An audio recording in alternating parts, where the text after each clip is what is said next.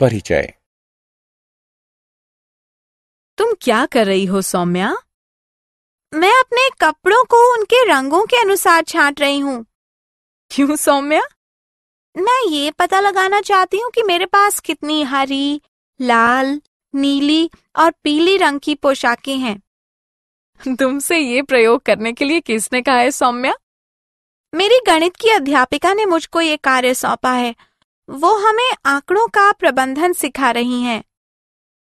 बच्चों, इस पाठ में आप आंकड़ों के प्रबंधन के बारे में जानेंगे। आओ सीखें।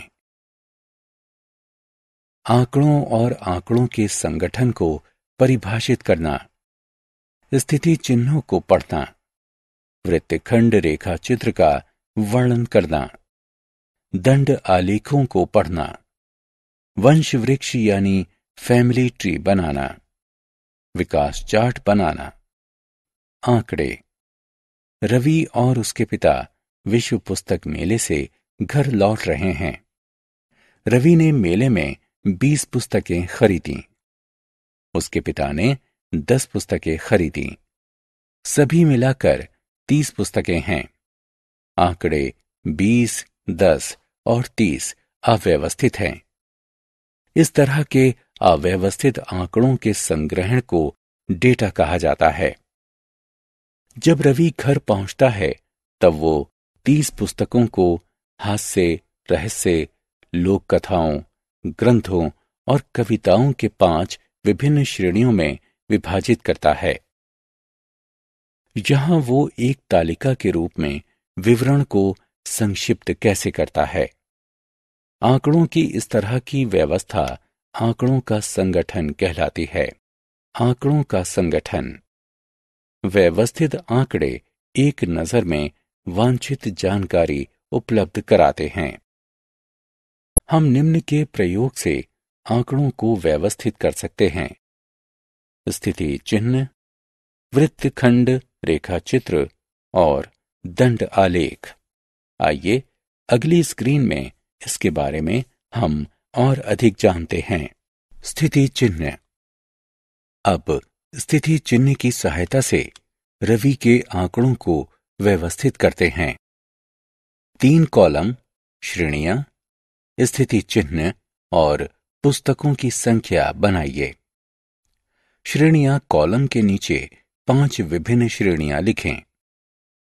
श्रेणी में पहली पुस्तक की प्रविष्टि करने के लिए स्थिति चिन्ह कॉलम के नीचे रहस्य श्रेणी के सामने एक ऊर्ध्वाधर रेखा खींचिए। इसी श्रेणी में अगली पुस्तक की प्रविष्टि के लिए एक क्षैतिज रेखा खींचिए।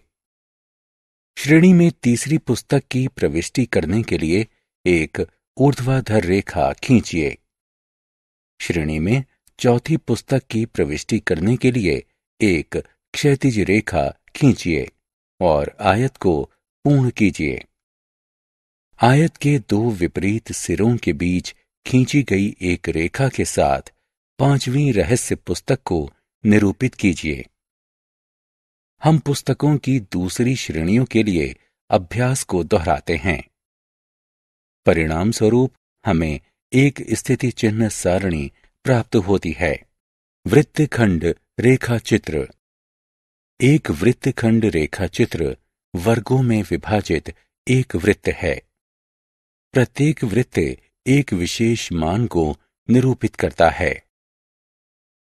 आइए अब वृत्तखंड रेखा चित्र की सहायता से रवि के आंकड़ों को संगठित करते हैं।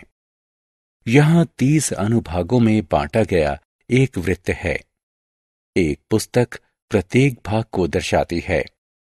आइए अब हम 5 संलग्न अनुभागों को पीले रंग से रंगते हैं और रहस्य लिखते हैं।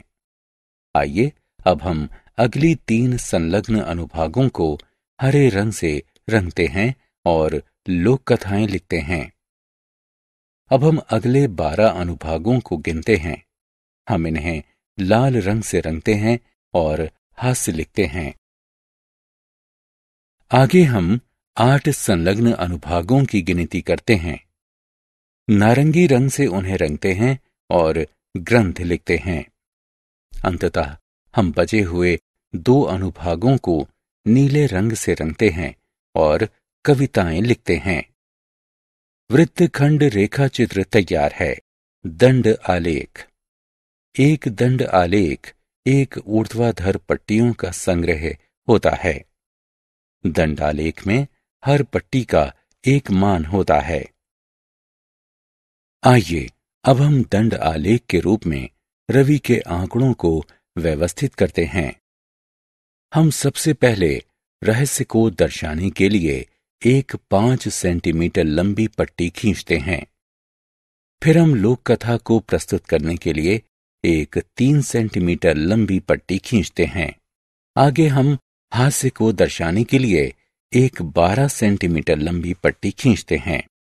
अब हम ग्रंथों के लिए 8 सेंटीमीटर लंबी पट्टी खींचते हैं।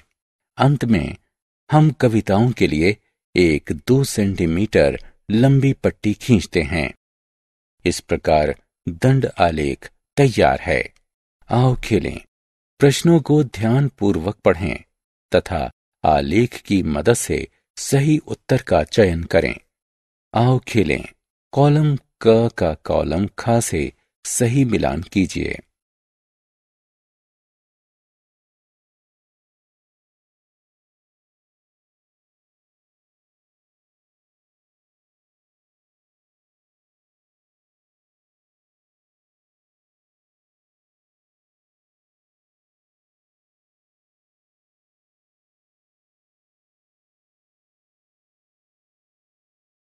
वंश वृक्ष यानी फैमिली ट्री।